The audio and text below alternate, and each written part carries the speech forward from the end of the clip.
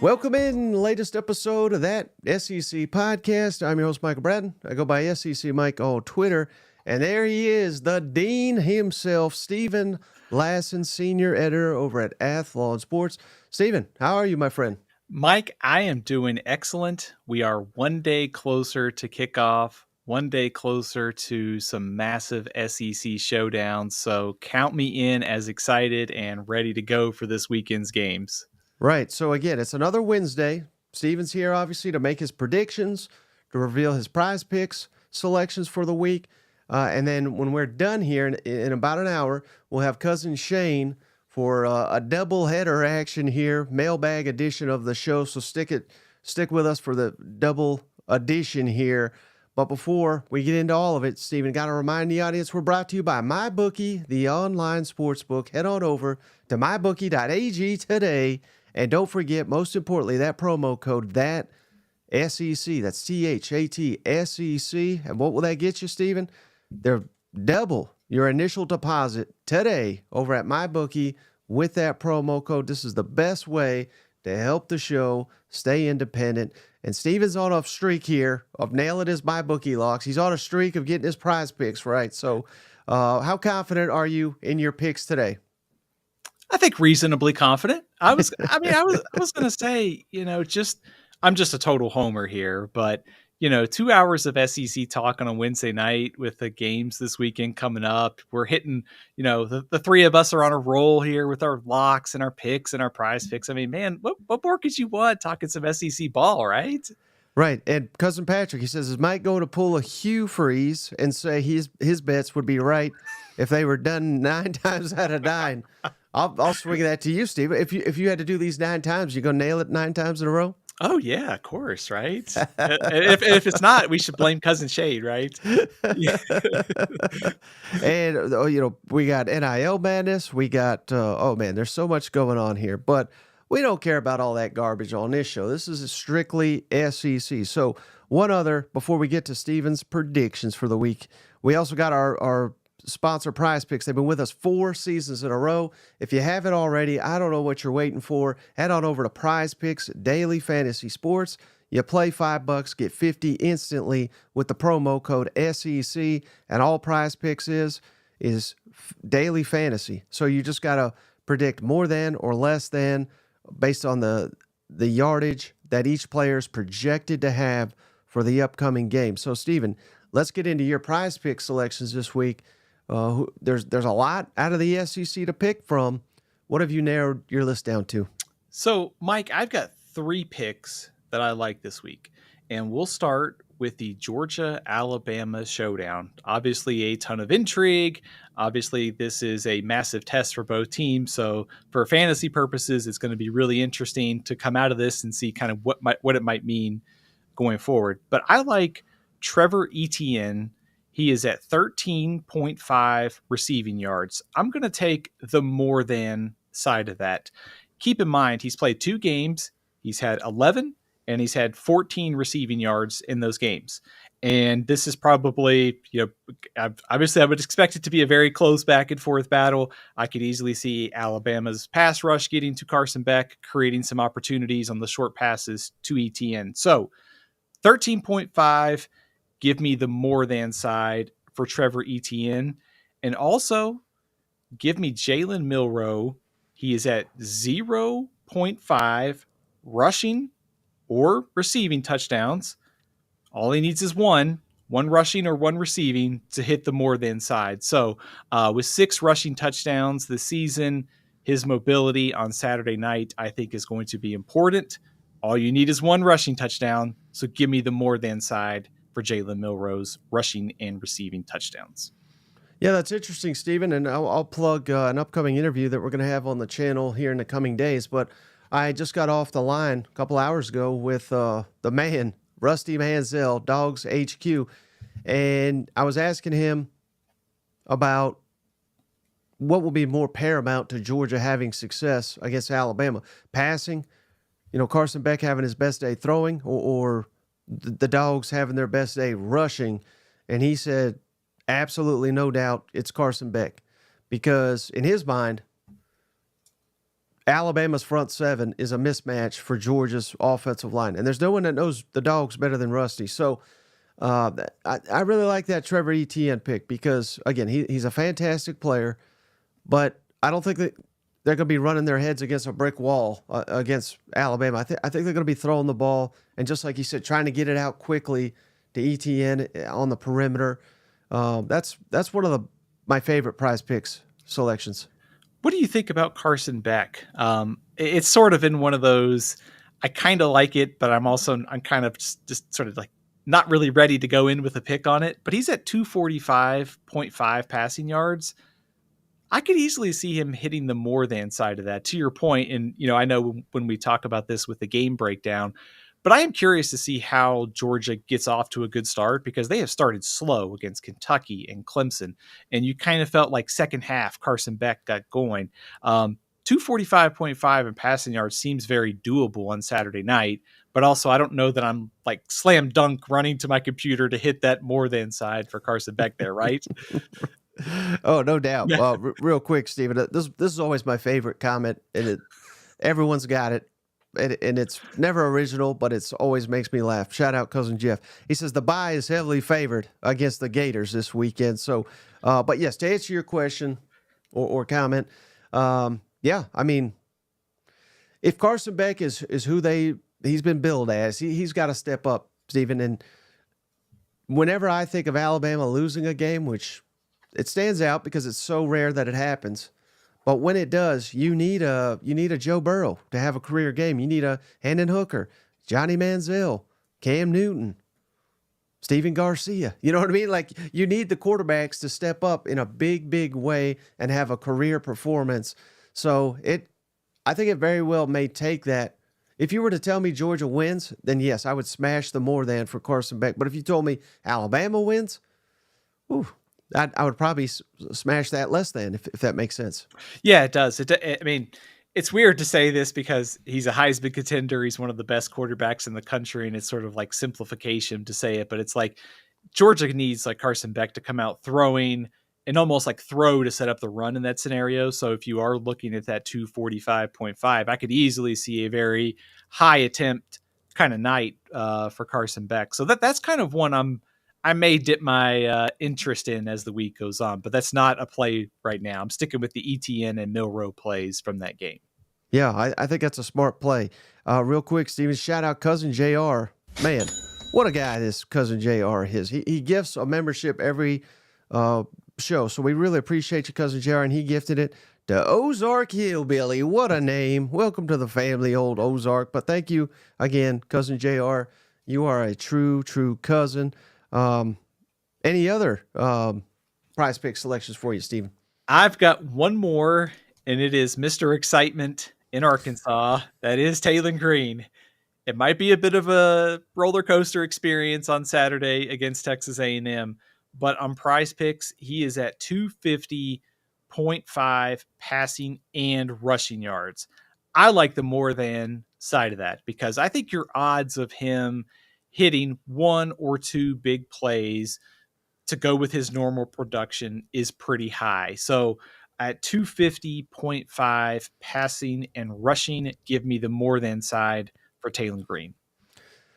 Yeah, and I don't dislike that, Steven, but I was telling you off air, I'll just share it with the cousins here. I mean, he's just so unpredictable. He's tough to bet on.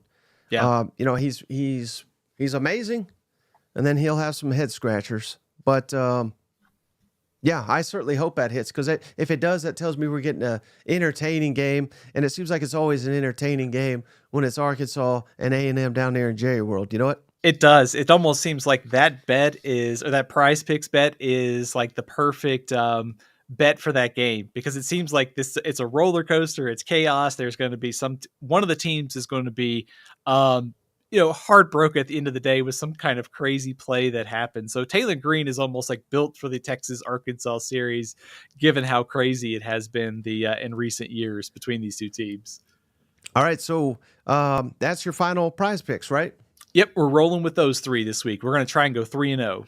All right, perfect. So let's get into the action, Steven. We got 6 games. This will give us a little bit more time to delve into some of these, particularly the Georgia Alabama matchup. So again, before we get going real quick, MyBookie online sportsbook promo code that SEC. We're going off the MyBookie point spreads here and over unders for each and every one of these games. And we'll start, Stephen, with the only non-conference matchup on the slate this weekend. We got South Alabama at number 14 LSU. LSU favored by 22.5 points. The over-under is 65 total points. The game kicks off at 6:45 Central Time on the SEC Network. Who do you like in this one, Stephen? Well, it's a good thing that that's the only SEC game going on, right? All eyes will be on LSU and South Alabama. Nothing else going on during that time, of course. No, totally kidding. But I think that this matchup is interesting for LSU because of the firepower that South Alabama brings to the table. We mentioned it on the Monday show. They scored 87 points against Northwestern State. They scored over 40 at App State the previous week. App State was the preseason favorite in the Sun Belt. So I think they can score. And sort of their numbers this season, whether it was against North Texas or some of the others, they have been able to move the ball consistently. Good quarterback, good skill talent. They'll move it, I think, on LSU because of what we have seen this year from LSU's defense, and also without Harold Perkins now. And I think that's what interests me about this game. We have seen, and we saw this last week, LSU's defense can give up some big plays. They can struggle in the first half, and they sort of figure things out as the game goes on. So I would not be surprised to see South Alabama's offense give LSU's defense a much tougher battle than what UCLA did. So I think South Alabama moves it early. LSU tightens up in the third and fourth quarter. And I think Garrett Nussmeier posts a massive day through the air because South Alabama is giving up a lot of yards through the air. So give me LSU 45, South Alabama 24. Very interested to see LSU's defense post Harold Perkins. And also, I think just to see overall, if they play really well here, I think that's a good sign because, like I said, I think the South Alabama team is pretty legit on offense, especially in the G5 ranks. What's your level of concern, though, Stephen, for LSU that we could be into, again, maybe not upset territory, but a back and forth type ball game? Because, each weekend is independent of each other. We shouldn't take too much from one game after it than another. But I certainly thought LSU was going to whip UCLA. I certainly thought LSU would just blow the doors off Nichols. And again, they won each of those comfortably. So maybe I'm just giving them too hard of a time here. But I don't know. It seems like every week, I said I don't put too much stock into one game over another. But when this happens, we've seen them 4 times. And it's essentially been 4 tightly contested games here in the second half, even, I guess, lesser competition. What's the concern that South Alabama could push LSU? Heck, maybe even have a lead like in the third quarter if it's a ridiculously high scoring game. I don't think that's crazy. And I think kind of what you're hinting at there is this LSU team week to week is probably going to be a wild ride because we've already seen that through the first 4 games. The USC game came down to the wire. And of course, the Nichols game. I mean, it was pretty close there for a while. It was a little too uncomfortable if you're an LSU fan. And then South Carolina, and then, of course, the UCLA game last week. And I think this just gets at the problems right now that LSU is dealing with. Number one, defensively, it's just not a group that's an elite SEC defense. And we take away Harold Perkins coming into the year. It was a group with a lot of questions to begin with. And then the other part of this is they still have to get more consistency on the ground. That will help certainly on third downs. It'll help in the red zone. It'll help maintain some of these drives to keep their defense off the field. Garrett Nussmeier, I think, has probably been a top 6 quarterback in college football, or maybe even top 5 through the first 4 weeks of the season. So I think becoming a more well-rounded team will help LSU overcome these things. But I think just the track record so far, if UCLA and Nichols was able to keep it close for a while. This South Alabama offense, I think, is better than both of those, and I think that's why they can keep it close in the first half, at least, or maybe even into the third quarter. Well, for LSU's sake, I hope it's not a ball game, but I'm losing confidence here. But speaking of hoping for a good game, but not feeling confident here. This is truly sad here. Mississippi State on the road, Stephen, at number 1 Texas. Texas favored by 39.5 points, over under 62.5. Game kicks off at 3:15 Central Time, so 4:15 Eastern on SEC Network. Stephen, give me one reason to be excited about Mississippi State going into this game. It's tough. I apologize for being so negative here for Mississippi State purposes, but it is hard to find a reason why this game should be close. I mean, you look at the spread, Texas is favored by almost 40 points. I think the reason to be excited if you're Mississippi State, or the reason to watch this game, you're at game 5 this season, and you're trying to figure out in a year 0 situation, what is your core group of players to build around for 2025? Can you build on some things in these games that help you maybe later in the season? And I think you'd like to see week to week improvement from Mississippi State. So I think you're almost watching for the future here. What does Michael Van Buren bring to the table at quarterback? I think that's going to be a storyline for Mississippi State to see if he can replicate what Blake Shapen was doing. Does he play well? Does he struggle? I think going forward, the next couple games and then the rest of the season is critical for Jeff Lebby to sort of round out that core for next season. So what better way to find out who your dudes are for next year is to throw them into the fire against Texas and Georgia, right? The next 2 weeks of action. So it's hard to find a path here for Mississippi State. I think on the other side, Arch Manning or Ewers, regardless of who starts, I think Texas should probably play Arch Manning, let Quinn Ewers rest another week before Oklahoma. Outside of the Michigan game, Texas has won by 48, 49, and 52 this season. They have totally dominated. So I am going to take Texas 52, Mississippi State 10. Oh, you got the same score as old cousin Rabbi down here. So, 52 to 10. Is that it? Yeah. Oh, man. I've tried not to laugh at your expense, Mississippi State, but it's hard. It's just like a complete year 0 down here, right? It absolutely is. And, it's not a surprise. I mean, all off season, I think you and I talked about how with 2 returning starters, an entirely new coaching staff, the way that this team played last year and the schematic change, we knew it was going to be a heavy lift. And I think the first couple games sort of set that in, that the defense is probably even worse than we thought. And now you lose Blake Shapen, who is probably one of your biggest reasons maybe you could exceed expectations this year. So on one hand, it's going to be a struggle. On the other hand, maybe you start to find some of those pieces for 2025 and beyond. But this is the worst possible matchup for a quarterback making his first start in a team in a year 0 situation. North of Knox says Mississippi State made a phone call to the star players at UNLV. Watch out for them next year. I don't even know what to say to that. So I guess Mississippi State really wants a quarterback with a maybe less than 50% completion, 43.8. I'm not saying that's a great fit for Jeff Lebby's offense. No, but I was saying if there's someone that they want from UNLV, I think it should be Barry Odom. But that's neither here nor there. This is the Lebby era. We're excited about it. All right, how about this one, Steven? First SEC matchup for them Ole Miss Rebels. Time to see what they're made of here.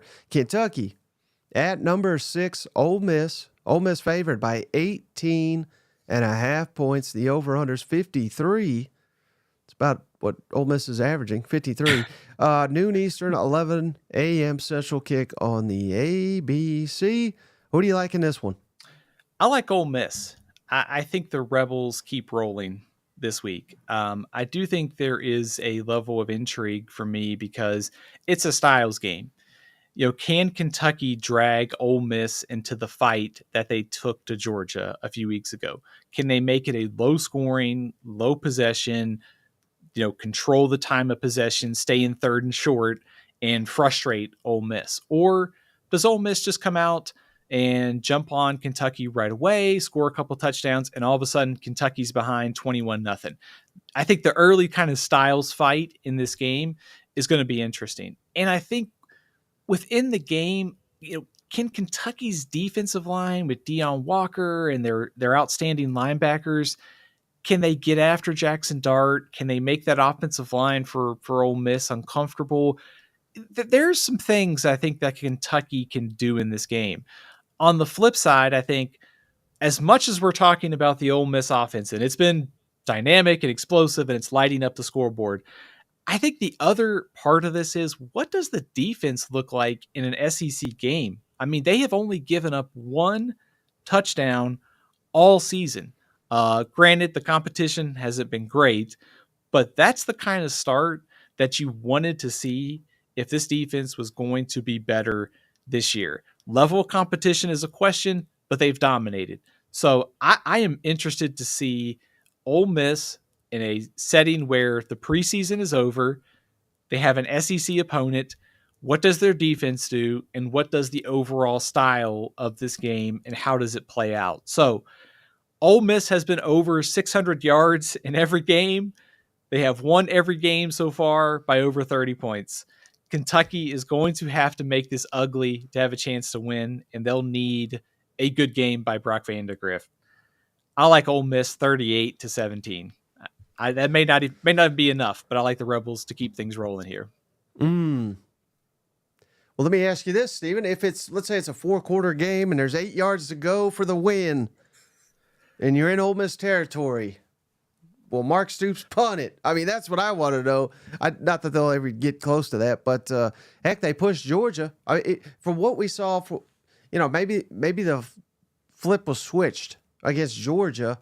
If we get that kind of effort out of Kentucky, I know it was a home game, it was a night game, it's completely different story. But if we get that kind of effort out of Kentucky in this one, what give me a percentage on that they could pull an upset here at 0 to 100 if they played at least defense. They got to play better. They got to play significantly better on offense.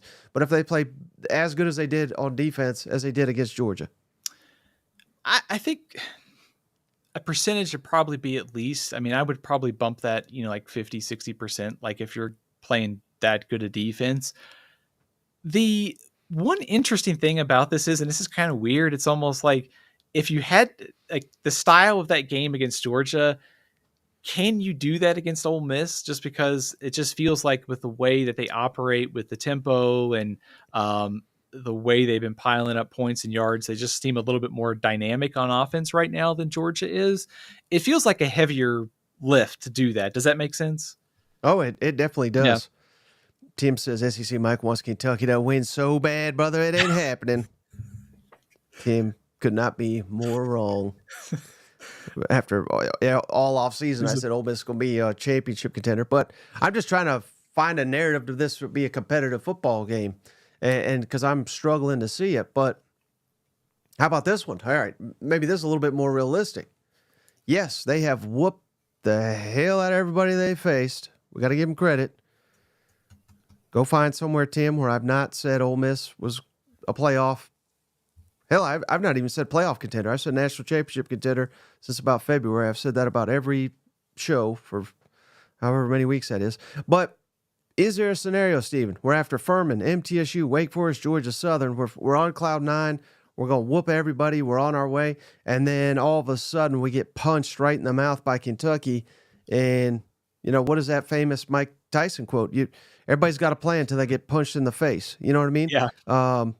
Again, could that happen? That this is all smoke and mirrors, and Ole Miss is not nearly as elite as they look. I would be surprised.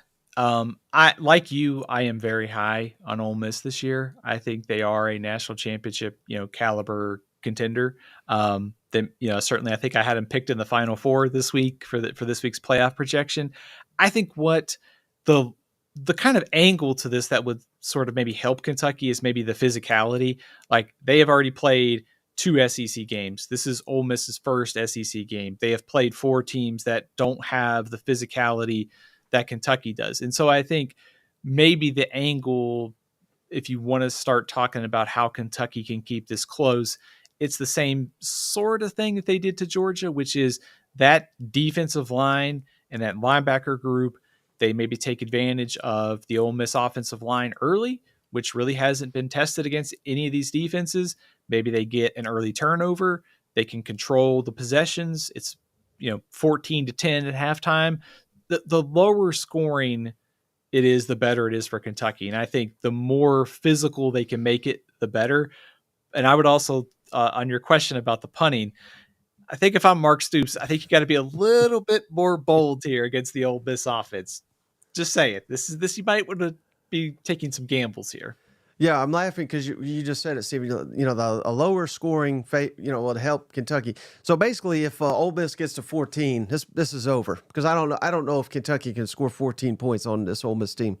Well, it also brings up a good point too, and we kind of touched on this, but I think we might start finding out how good this Ole Miss defense is. And I think just obviously they've dominated so far with the 1 touchdown, but I think you watch the games and it also shows like, oh, they have like an SEC defense this year, especially up front with Walter Nolan and Princely, and some of the Chris Paul's playing great at linebacker. So I think that's the other side of this is, last year this would be, well, it's about Ole Miss just outscoring them. But I think the challenge for Kentucky is that this is now a 2-sided team. Like, they have a good defense to go with the high-powered offense. And I think that's one of the reasons why I think Ole Miss is very much a contender to go deep in the college football playoff this year. I love this question from Cousin Benjamin. So I'll ask you, Steven, what's more likely? Texas loses to Mississippi State or Ole Miss loses to Kentucky? What is more likely? Probably Ole Miss, don't you think?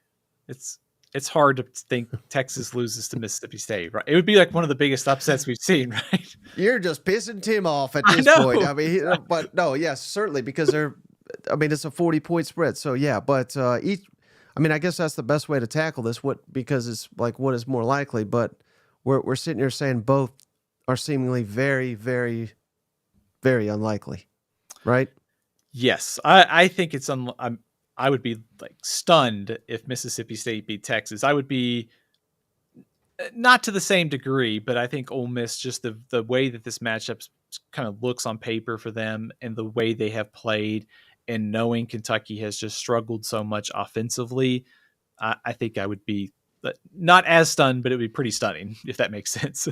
One more question about Ole Miss. So let's say they win by a convincing fashion and Jackson Dart, puts up these ridiculous numbers that he's putting up. Will he start to be taken a lot more seriously in terms of Heisman candidacy? He should already be taken seriously. So yes, absolutely. If he starts to put up numbers, and I think that's kind of his opportunity here in the next couple weeks with Kentucky, South Carolina, LSU, and Oklahoma coming up. South Carolina on the road is going to be hard. And obviously LSU is struggling defensively, but those are high profile opponents after playing such an easy start to the season.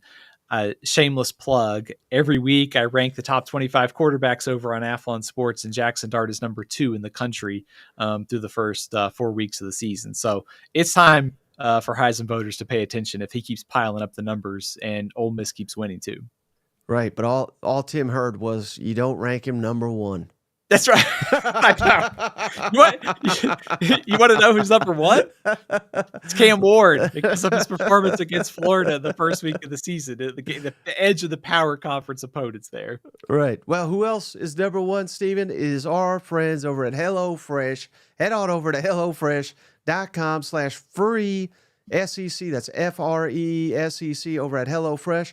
And what's that get you? 1 free breakfast for life, Steven. As long as you have your subscription over at HelloFresh, they will include a free breakfast item for life over at HelloFresh. So again, hit on over to HelloFresh, HelloFresh.com/free SEC, or just use that promo code free SEC over at HelloFresh, and our friends will hook you up, just like Steven's about to hook you up with the winner of number 21, Oklahoma. Oklahoma's still ranked. Good Lord. Oklahoma at Auburn. Oklahoma favored by 2 points here, Steven. Over under 45.5 total points. Game kicks off at 3:30 Eastern, 2:30 Central on ABC. Man, this one, I'm torn on this one, Steven. I'm very curious to hear your thoughts on it. This one's tough.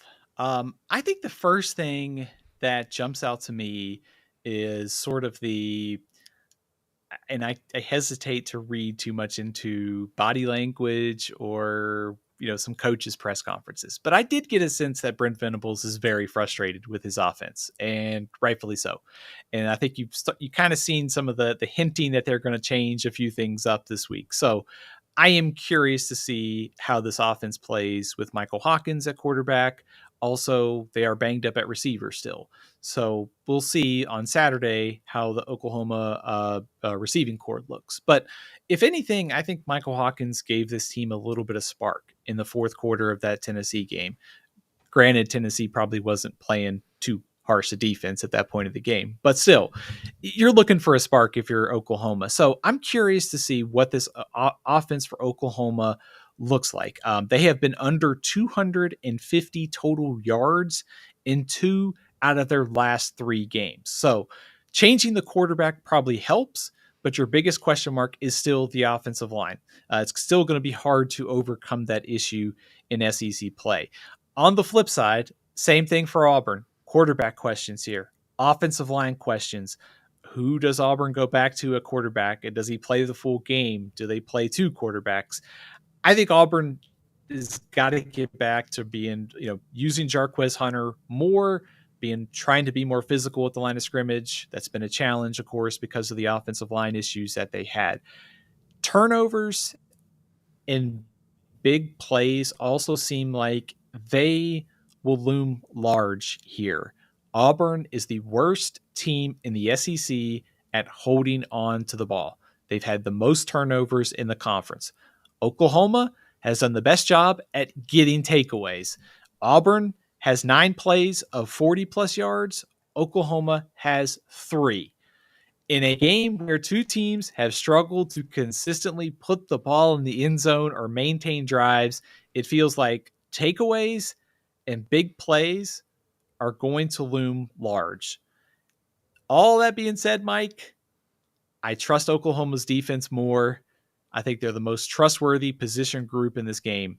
Give me the Sooners 24, Auburn 20. 24-20. Now, if they played this game 9 more times, Steven, how many would Auburn win? That's the real question. To probably, 7-3. And it does sound like they're going to go to Peyton Thorne, just so everybody knows. Again, that's not official, and that could change, but that's what I'm hearing. So I think it'll be Peyton Thorne. It never made sense to me. Again, I realize, you feel like he cost you a game, and I get all that, but Hugh Freeze, he needs a mobile option at quarterback. Otherwise, his whole system is kind of stunted. So that never, all due respect to Hank Brown, I don't think he fits that role at any point. But I would agree with that. I mean, clearly the best unit in this game is going to be Oklahoma. What happens though? Or let me ask it this way, I guess. Could you see Jackson Arnold playing in this game if similar to Hugh Freeze, but switching quarterbacks in and out? What if Michael Hawkins, first start ever, what if he struggles mightily? Could you see a switch occurring? I can. I actually don't think it's the worst thing to almost like unplug Jackson Arnold and let him have a breather and plug him back in, because I still believe in the talent. And I still think that Oklahoma's biggest issue is going to be that offensive line. And we could throw Seth Luttrell in there as well. The play calling at times has not been great. But I think no matter who you put at quarterback, the offensive upside is still limited. And I think Jackson Arnold's still your most talented quarterback. It's just that you got a lot of bad problems floating around offensively right now. So it would not surprise me if Hawkins struggles. They switch to Arnold, and maybe he feels like the pressure is off and maybe makes a couple throws that really count on Saturday. So I still believe in the talent. Hawkins just seems like he fits the now better for Oklahoma. And then all of a sudden, Texas got to prepare for two quarterbacks, you know what? In that epic game. So I'm just throwing it out there. I know a lot of old OU fans are done with Arnold, but I think how much of that is his fault, though? Yeah, I mean, well, some of it clearly is his fault. Yeah, but yeah, I'm right there with you. I mean, it's not all on him.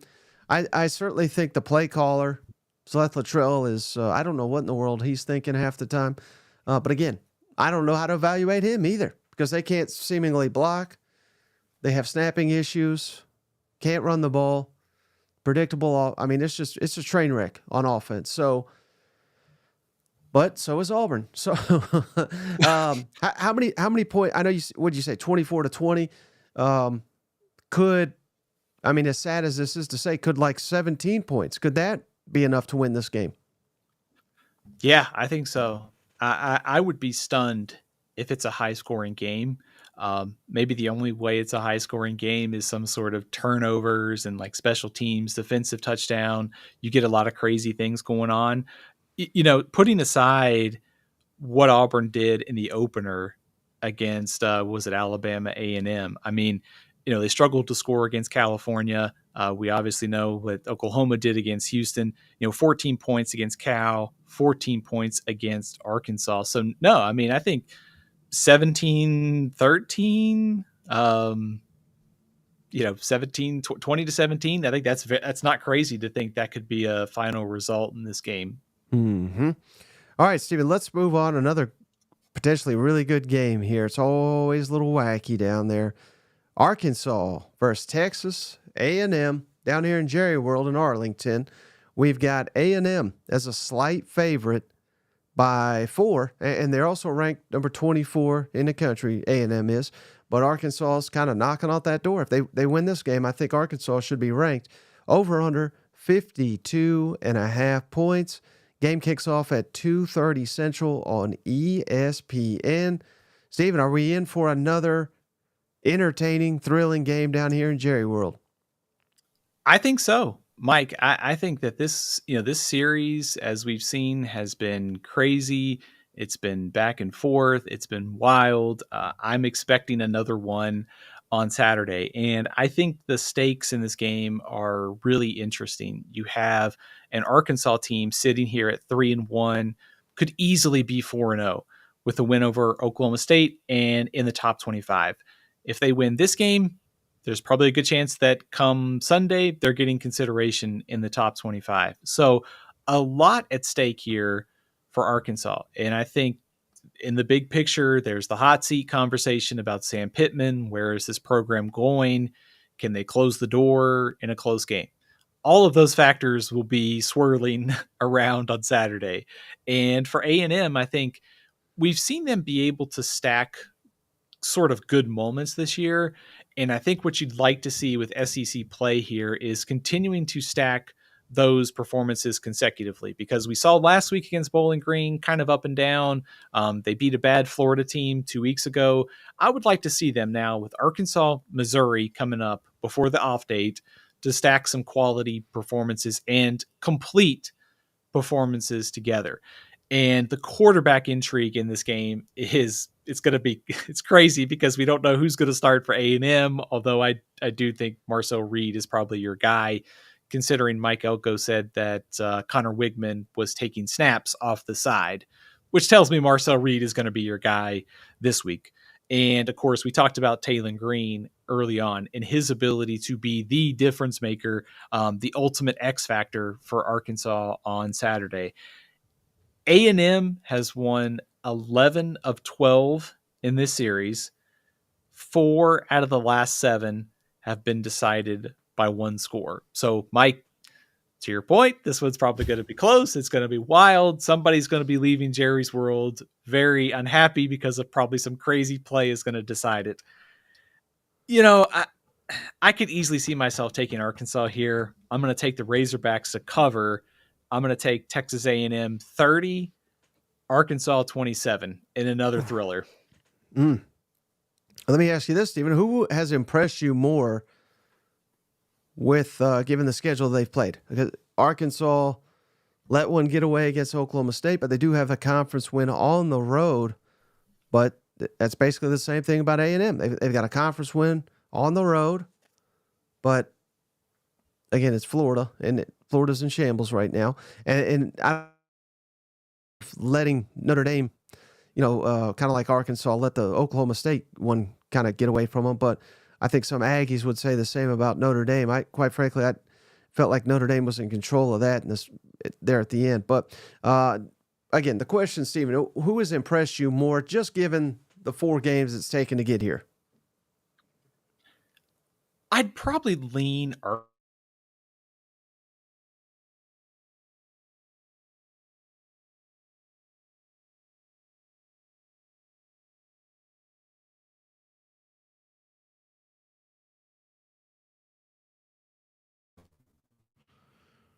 Arkansas.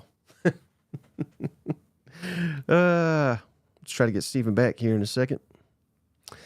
Man, what if we didn't even get to the big game here? How about Cousin Rick? We appreciate you, Cousin Rick. Give you a little thing here. Thanks, cuz. Cousin Rick says Aggies defense.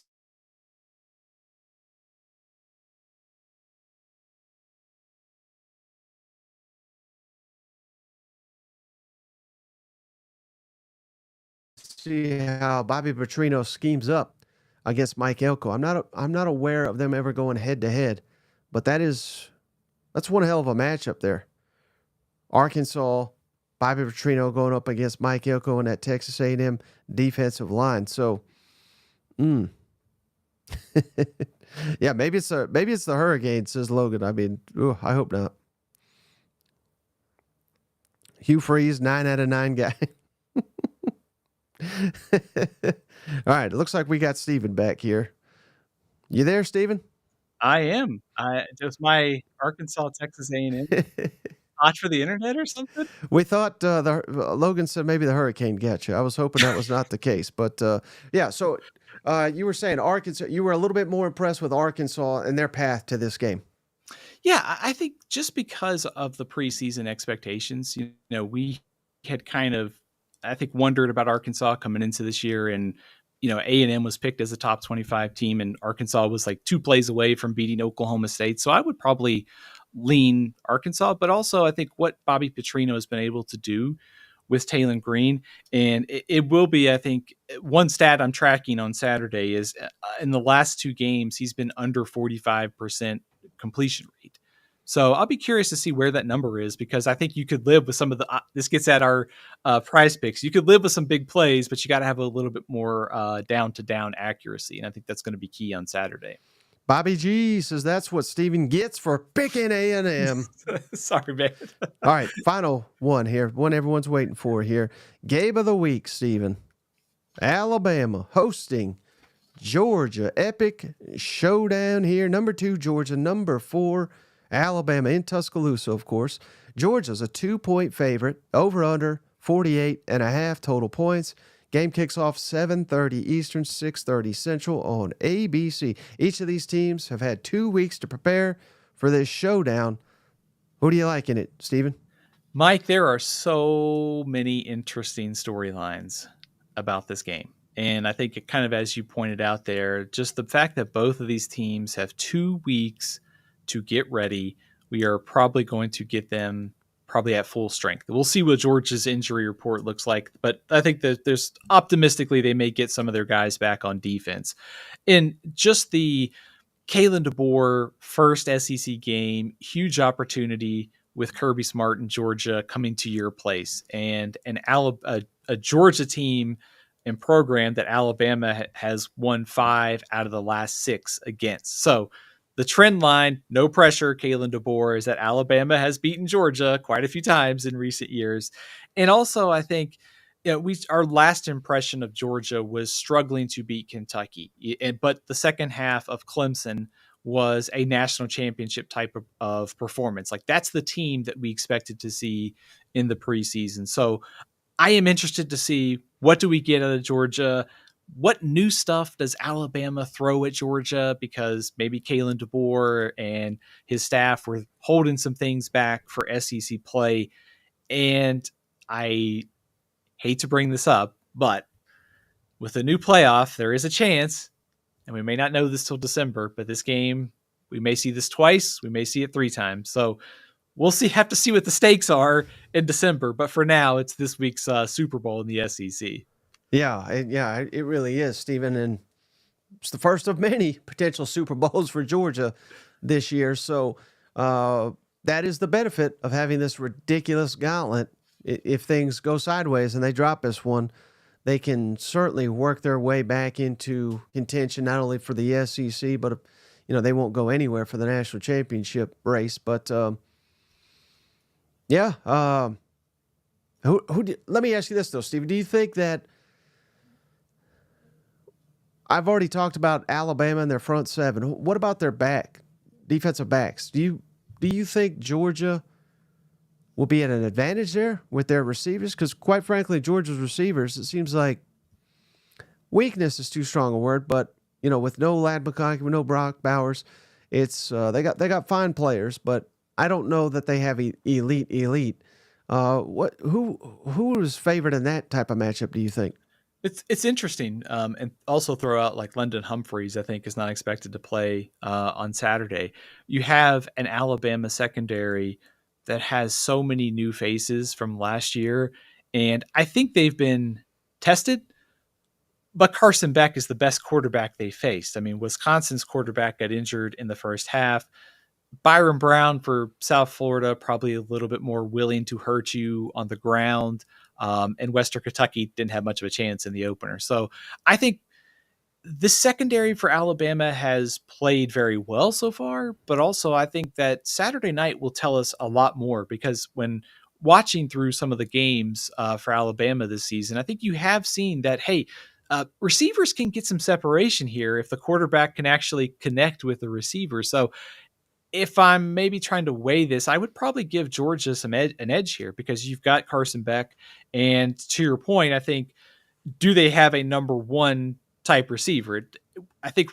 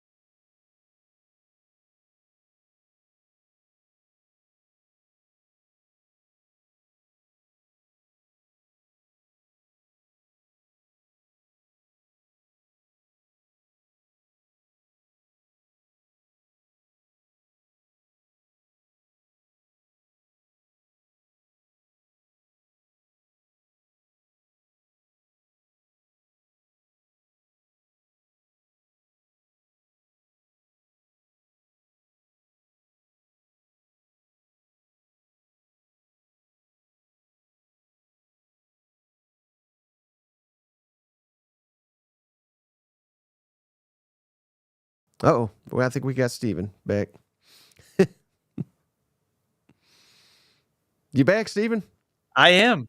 We've got more incompletions here than the Auburn, Oklahoma.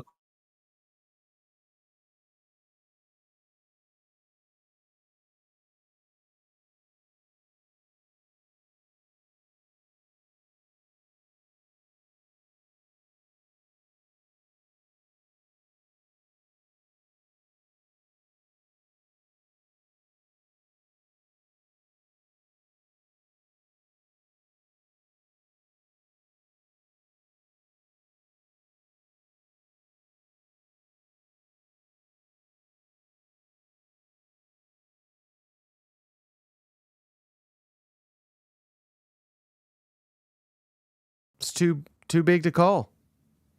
Oh, wait, I think we got him again.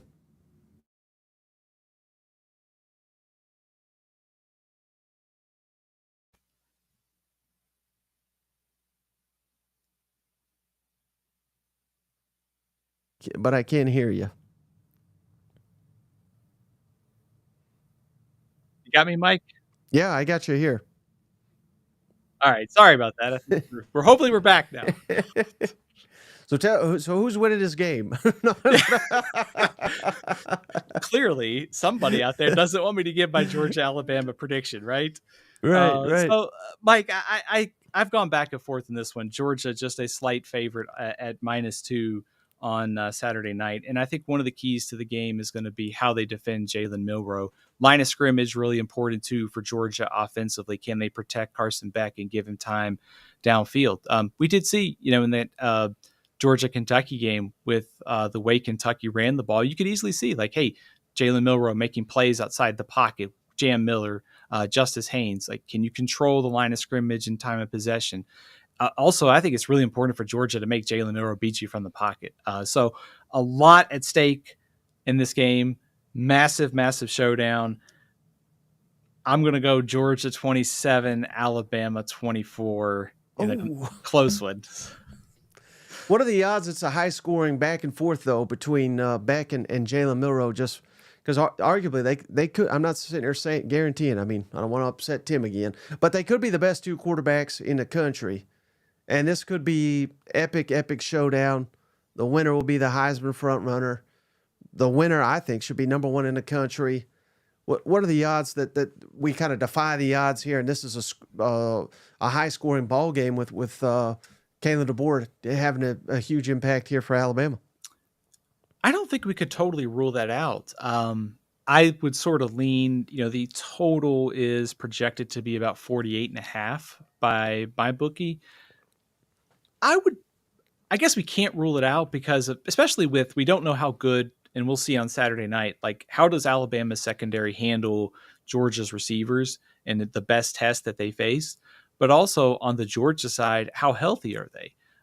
If they're still banged up on the defensive line, you have to think that favors Milroe and sort of his ability to make a lot of plays with his legs. So I would say maybe if you're looking at higher scoring, I'd maybe bump that into like the 30s, like a 34-30 type of game.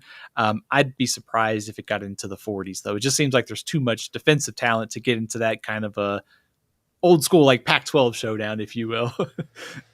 And I'll put you on the spot here too, Stephen. If there's maybe one player on each team that's not a quarterback, that is like the X factor that could play a critical role in the outcome of this game, who would you pick for each team? I think for Alabama, I would probably be boring and pick Ryan Williams just because, I mean, every game as a true freshman, it just seems like he makes a big splash play. Can he make one of those on Saturday night? Take a short pass into a touchdown? Does he catch a long throw from Jalen Milroe? On the Georgia side, what about one of the tight ends? Maybe it's like Oscar Delp, catching, sort of being that safety valve for Carson Beck. Like we saw last year when Georgia played Auburn, Brock Bowers was so valuable as sort of that safety valve on third down. He knew he could go to him. So I'm kind of interested maybe to someone like Oscar Delp step up, or heck, maybe it's Trevor Etienne kind of catching passes out of the backfield and being that safety valve for Carson Beck. Mm-hmm. If Alabama wins, Stephen, how high would you rank Kalen DeBoer in like an updated SEC coaching rankings? Would he be in the top two, or is he still outside of that? I think so. Kirby would be one. I would probably put him probably 3 behind Sark, I think. Okay. I think, yeah. And then what, Kelly probably 4 at this point. You hate Heupel and Kiffin, huh? Well, that's true. Yeah.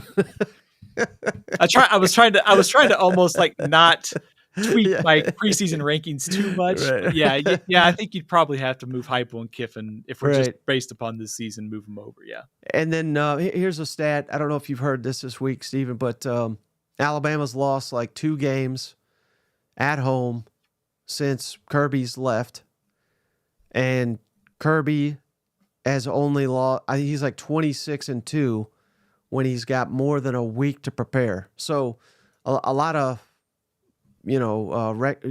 incredibly strong records going head to head here. But I guess that's my way of asking you, how elite of a home field do you think Alabama will be on Saturday night?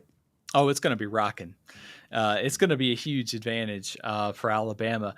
But also, I think just in the sort of dynamics of this matchup, the Alabama has controlled this series against Georgia, but it's a totally new situation. Nick Saban's on game day; he's not on the sidelines this time for Alabama. So I also wonder, what does the revenge factor play here for Georgia too? The SEC championship, it knocked them out of the playoff. I think if they get in, they might have beaten Michigan. Who knows? But there's got to be a little bit of revenge here for Georgia. But at the same time, Kalen DeBoer's first SEC game, trying to make a statement at home. That home crowd's going to be a huge advantage for the Crimson Tide. Last thing, Stephen, we got a donation here. Appreciate your cousin Jed. Gave us $5. I'm going to throw up Arkansas schedule because this is an Arkansas question. But he said, before the season, I thought the Hogs would only get 4 wins, but damn it, we're going bowling. He predicts wins over A&M, Mississippi State, LSU, and Missouri on a scale of 1 to 10, 1 being the lowest likelihood, 10 being 100% you buy that. What's the likelihood? He didn't even throw La Tech in there, did he? Oh, man. Oh, no. He thinks I guess we're winning more. Or are we losing a La Tech? I don't know. But likelihood that they beat A&M, Mississippi State, LSU, and Mizzou. It's like, wouldn't you take all those wins if you're Arkansas and you stumbled to Louisiana Tech, right? I would. I mean, I don't think that's crazy at all, right? So maybe a 7 out of 10 or so. Yeah. I also to shameless plug to your point, I had Arkansas in the bowl projections this week too. So the Hogs have moved from outside of them to inside of them, and with the expanded playoff this year, a lot of those teams that are going to be fighting for bowl eligibility, whether it's Arkansas or whoever, Kentucky, Auburn, you could actually go to a pretty good bowl game because of all the teams in the playoff this year. Mm-hmm. All right, Stephen, before we go, as always, tell everybody where to follow you, where to find your work before your internet cuts out. Yeah. At Athlon Sports is where you can find all my writings each week. You can follow me on Twitter at Athlon Steven and Steven L CFB over on Facebook and Instagram. All right, thank you, my friend. And again, if you're late to the show, cousin Shane and I will be jumping on in just a couple of minutes. We're going to do a mailbag edition, and man, we got a loaded mailbag show. So thank you, Stephen. I appreciate you. I appreciate each and every one of you for hanging out. We'll catch you on the next one, which will be in 2 minutes.